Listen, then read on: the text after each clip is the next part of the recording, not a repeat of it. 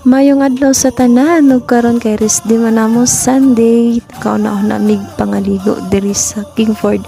Barato ra kayo tag 20 pesos ang entrance. So, ginahandom gid namon in taon nga makahumol-humol mi og dagat. So karon mura na mig mga unsa diri nga kanang lami na jud kayo humol since nga wala gyud init. Wala jud init murag tuyo pod sa panahon ba nga rest day nya wala init so karon makaligo na ginig dagat marisikate niya nagigda lang na siya murag dahil na yung paminaw something kani akong kauban si Jenny excited na gid miya na manang maraming batang gagmay no nga nagandagan taon sa dagat.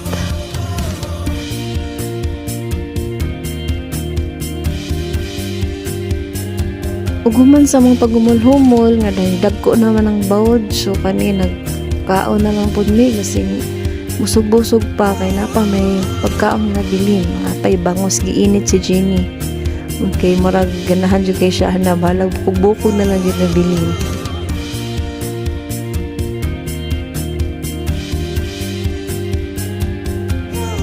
Ug gari si Kate nagigda gihapon o kay gipanugnoman mi syempre painit sa tamurag isa ka bote lang tama lang.